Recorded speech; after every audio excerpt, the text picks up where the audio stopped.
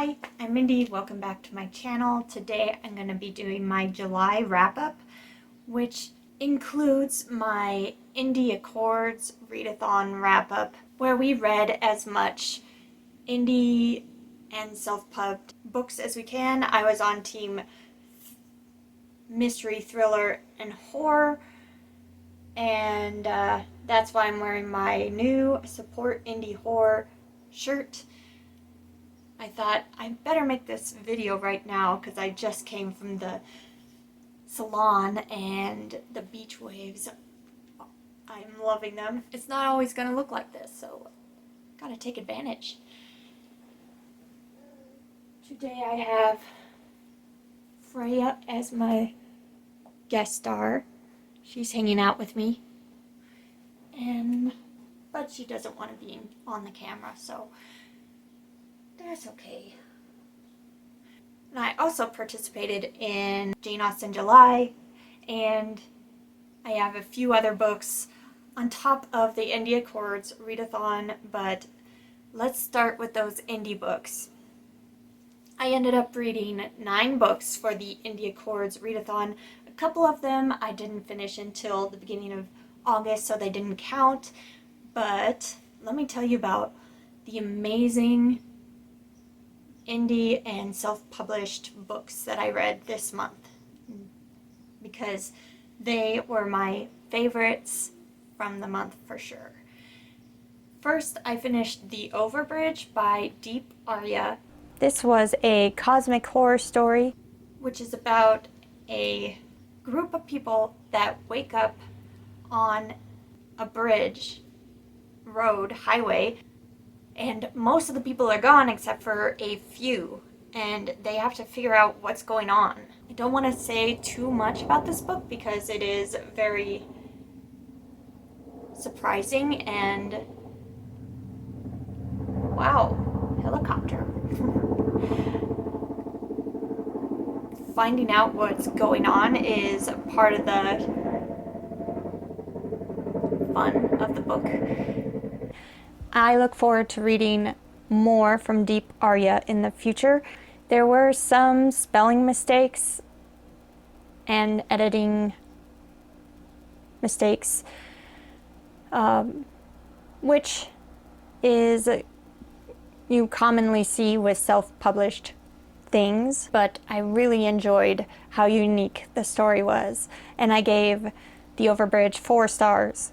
Next, I finished Nightfall by Daniel Barnett, which is the first book in the Nightmare Land series. This book really surprised me.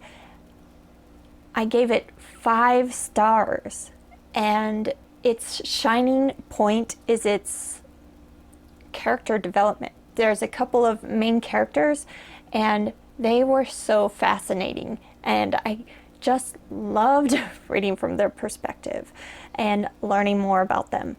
And I cannot wait to continue on with this really interesting premise to a series. This one starts when it's late morning, like beginning of the day pretty much, and it becomes dark like nighttime. No stars, just night. Just a dark, dark night. And this continues. It's always night from now on. And it's kind of going through what could happen if the sun never came up, and people trying to figure out what's going on and what they should do to prepare themselves for this strange predicament that they're in. So that was Nightfall, an apocalyptic horror novel with a lot of good things to come in that series, I hope. The next book I read was a short story collection that I have been wanting to read since it came out. It's several years old now, but it was I heard a lot about it in the indie horror realm back when it came out, and I was totally hyped for it. and that is Out of Water by Sarah Reed. I have read The Bone Weaver's Orchard by Sarah Reed, and I love that book. So I knew I wanted to check out her short story collection as well. And I was not disappointed. This was such a fantastic, creepy, yet almost magical at times. This was such a fantastic story, all having to do with water or the lack of water, things that should be in the water, so on and so forth. It was my standout book of the month. And isn't that cover stunning? Next, I read Luke Cole's And the Flower Chiloe by Josh Walker. And this is a self-published book by an author from my hometown. And this is the first book in a middle grade horror fantasy series. And it was more on the fantasy side, I would say, but it definitely had fantastic monsters, and the monsters were really scary, as well as some very thrilling situations. I loved Luke Cole's. I loved his character. I loved all the monsters.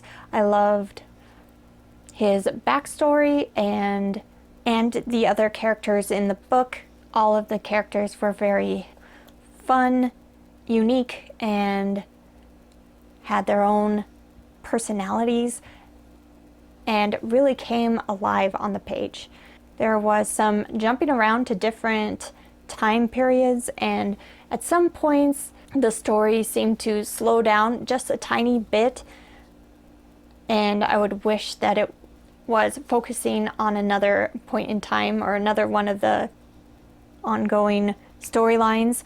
So for that reason, it was very close to getting a 5, but for that reason, this book got a 4 stars for me, and I would definitely want to read on in the series. It is a good one.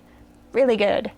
Okay, next I read Heaven's Prisoners, the Midnight Agency Book 1 by Matthew Angelo, and this is from an author in Fort Collins, Colorado, close to where I live, and I have read another book of his that was an angel paranormal romance / urban fantasy type thing. This one is urban fantasy. It doesn't really have much of it doesn't have a romance in it. It's urban fantasy about a Nephilim, part human, part angel, who owns the Midnight Agency and solves cases involving supernatural creatures. Again, I really love the main character, Ryan. He's super sarcastic and introverted, and this story dealt with a very bad bad, who kidnaps a boy and buries him alive, and then Ryan has a very short amount of time to try to find him and save him, and it was thrilling and a beat the clock type situation to really get the heart pumping. I really loved this story. There were some grammar mistakes, editing type things. What I mostly noticed is maybe he put one turn of phrase in and then tried to change it to another one, but it kind of got stuck in between, like a mixture of the two phrases, and then it doesn't make sense, that sort of thing. That happened a couple times. So that is the reason that this got 4 stars instead of 5. But it was a great story. Next, another standout of the month, experimental film by Gemma Files. And this is a book all about making a movie, and it has a lot of history on experimental films and film in general, and the main character is a filmmaker, and she seems like a really real person. Not necessarily the most likable main character, kind of a unlikable main character. She has a young son with autism, and she feels like she wasn't really born to be a mother. She needs this filmmaking thing on the side, filmmaking thing to make her feel whole, and she's dealt with a lot of issues in her life, drinking, prescription meds, that sort of thing. The film that she's making leads her into these really strange places. She tours this haunted place and ends up getting connected with a very bad entity. And through this process, she finds out she has a lot more in common with her son than she thought. She grows a lot within this story, and it is a very just really good, creepy, especially towards the end. If you can deal with unlikable main characters, then this is a great book to read. I highly recommend it. Next, I read a indie published graphic novel, and this is The Boston Bombers by Fortier, who is also a Fort Collins author. This is an alternate history book, and it is very alternate. Lots of things are different. It is in an Earth-like world, but this is, what if the Roman Empire never fell and World War II never happened, and there is a war going on between the Roman Empire and League of Nations, which the League of Nations has this group of female heroes called the Boston Bombers. And this is all about this has great backstory into all of the characters. All of the characters are really interesting and different and have great backstories, have different strengths and weaknesses. I just thought it was such an interesting world. It's just a black and white book. They all fight with these airships. Okay, and then the last two books I finished in the beginning of August, but I'm counting them for my July wrap-up. The first one is The Patience of a Dead Man, which is the first book in a haunted house trilogy. And the only thing better than a haunted house story is a haunted house trilogy. And this was a fantastic first book. I loved it so much. The ghosts were super creepy. The characters were really good. There was a lot of tension and not wanting anything to happen to the kids, that's for sure. That sort of thing going on. I highly recommend. Really good. And then the last book is Remains by Andrew Cull, which is also kind of a haunted house story as well. Massively focusing on grief. A woman loses her son, and it destroys her so much. She ends up in a mental institution, and she gets released too soon, according to her husband and even her therapist.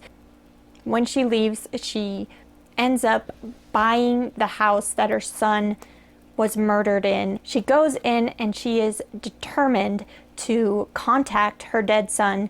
This leads to waking up something terrifying. And this book had some terrifying moments. This is really, really creepy. And it had one of the most unexpected, surprising ways for someone to die in it that kind of had me open mouth. And it just kept going and going, and I was like, it's getting worse. It's getting worse. What is happening? My gosh, this is such a cool book. This is so, so good. So good. This is a must read.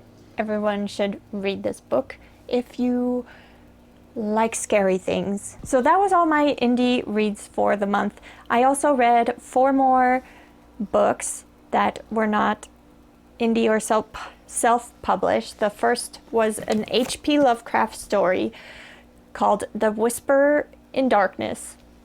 And I read this with Matt from Paperback Junkie. It was a pretty quick, not too long story, and it was my favorite Lovecraft story that I've read so far.